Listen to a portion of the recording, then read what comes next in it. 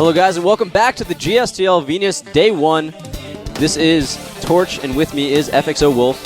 Hi. How you doing? I'm feeling really good about this match right now, man. Yeah, FXO is doing a fantastic job. They came out here, they did get a little bit of hate as being a foreign team coming to Korea, but they just brushed it off and said, hey, we're going to do the best job we possibly can. We're going to train like Koreans, we're going to beat Koreans, and we're going to be Korean. Going to be Korean, I like that. I like how you put that there because that's basically the mentality that we've had here. You know, we don't have the StarCraft 1 12-hour-a-day practice schedule, you're kicked off the team kind of practice schedule, but we've got a very rigid practice schedule. I say rigid, but it's flexible in certain cases, but there's a wake-up time, there's an exercise time, there's an eating time, etc., etc. And all of that is very important to becoming one team. And you're even bringing in a few other Korean players here. What we see right now is Haksu, or FX Oz, previously known as Twilight Foyu. Yep. And he's playing against Squirtle from StarTale, a very strong Protoss player. All right, the game is starting. Who's going to push their team into the lead? Will it be Oz, or will Squirtle take him out in this PvP?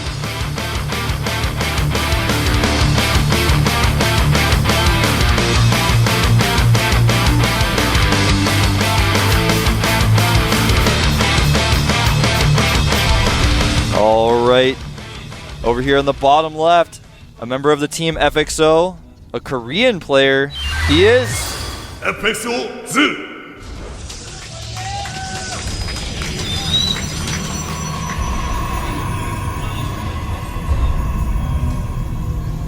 His opponent, a Pokemon of the water attribute.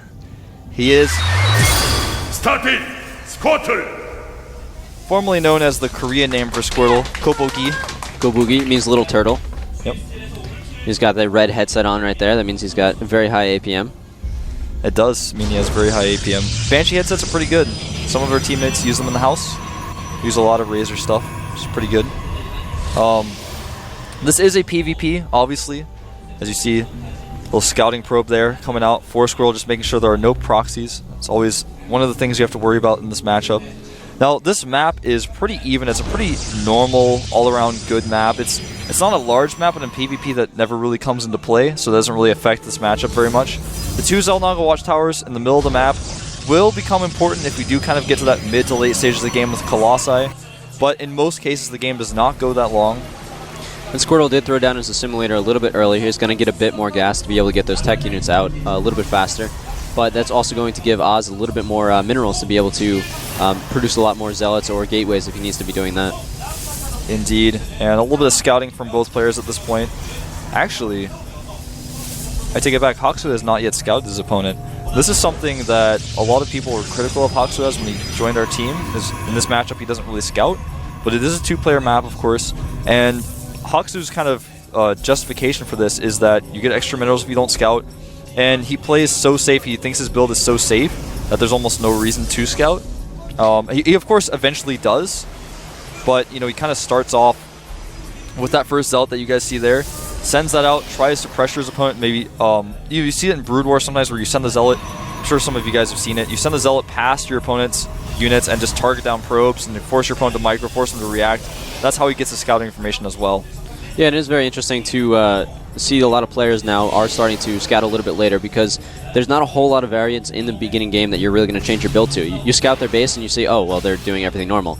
Or, oh, they did a proxy. Well, I'm still starting my opening in the exact same way. So it does give you those extra minerals. Yep. And we are seeing the Zealot go down and try to take out a probe like you were talking about, but he's going to need to back off. Yeah, he is going to have to, of course, target down what he can, but with good micro, it does only take out one probe. You shouldn't lose any probes to that if you have perfect micro, but I mean, who has perfect micro? That's one of the things that's really going to start to advance in StarCraft 2 as the game gets newer and newer. I know it sounds weird to say newer and newer because it's getting older, but the game itself is getting newer as people find out new things, new ways to micro. Everyone gets better overall. We do also have an expansion for the game coming out quite soon. That's another thing that a lot of people forget about is that there are 2 expansions from Blizzard coming out over the next year and a half to 3 years. I don't know exactly when. It's Blizzard soon. Well, we do have a Twilight Council coming out for both of these players. This actually happens in almost every single time I watch PvP nowadays because people start to find out that Blink Stalkers are so good, they're so mobile, that even if your opponent knows you're going Blink and he tries to get Immortals, you can just be so mobile with them that's very difficult to deal with. A lot of pros even complain about this matchup now, saying that Blink Stalkers are just so frustrating and it kind of forces you to play that way. Now, we do see Blink being researched, but on the other hand, I was going to mention this as well, Dark Shrine is always a possibility. When your opponent goes for Blink and you go for a Dark Shrine, sometimes you just instantly win. Yeah, Hoxu's going to need to be getting out some detection very soon, otherwise he's going to have a lot of issues from these Dark Templar. Foxy Pylon is going down for Squirtle, so he's going to be able to bring those DTs in close to Hoxu's base. Yes, he is, and that Dark Shrine is a long ways off, but if Hoxu doesn't prepare for this, he is going to be, like you said, a lot of trouble. He needs to get a Forge up, maybe a Robotics. Normally you see when you do a Blink Stalker build, the player will eventually get a Forge, just to be careful. In fact, right now, Squirtle... Ooh, he does scout it, so he is going to be able to take down this Proxy Pylon and prevent the Proxy DTs from coming in. It's going to force a little extra travel time from those DTs and allow Oz to be able to think, hey, maybe he's trying to do something tricky. Maybe I should get detection up a little bit earlier. Yeah, but Squirtle is remaking another pylon. He did keep the probe alive. In fact, this second pylon that he's remaking is even closer than the last one was to his main base, and still no Forge from Hoxu, so this is actually going to be relatively difficult for him to defend against these DTs. His Blink Stalkers are going to come in here, but there is a Sentry prepared. It does have enough for one Force Field, and if the Stalkers get in there and see the DTs, it may not even matter. Here they come. Stalkers running up here. Guardian Shield goes up. He does see the DTs now, and unfortunately cannot do anything about them. And meanwhile, there's one DT running into his main. This might turn into a base trade situation if Hoxu cannot get the detection up quickly enough. There is a lot of Stalkers here in Squirtle's base. He is going to be able to do a lot of damage to these probes, but there is that Dark Templar in Oz's main base, just slowly destroying probes. Oz is not pulling the probes because they can't really run too far from the DTs. Meanwhile, he is going to be taking down a lot of the forces in the main base of Squirtle. Yeah, unfortunately, though, for Oz, there's just no way for him to win this game at this point. He can't physically kill the structures, because to do that, he has to be close enough to the DTs to where his Stalkers will die. And it looks like, unfortunately for Oz, he's just going to lose this game simply to not having detection. He's trying to make a Robotics out in the middle of the map, so what he's going to try to do is move these Stalkers away and keep them alive, then get an Observer out, but he's just losing so many hit points, and the DT even finds it. That's going to be it, I think, unfortunately, for Hoxu. 0 supply to 22, and a little bit disappointing for him, I'm sure, but GG. And that is a quick GG from this Protoss versus Protoss. Oz did try a little bit of a fast Blink build, but Squirtle did counter it quite nicely with the Dark Templars. Little unfortunate to see that so quickly, but Squirtle is a very, very strong PvP player. Oz looking a little upset there, doing a little stretch, knows that all he really needed was some detection, and he would have had that game quite easily. But Squirtle very happy. StarTale, of course, happy alongside him.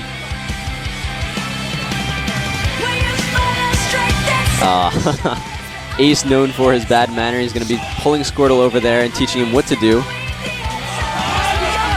Not exactly sure what he's trying to go for there, but the thumbs down coming out, very Korean style. And Squirtle goes back in the booth to prepare for his next match.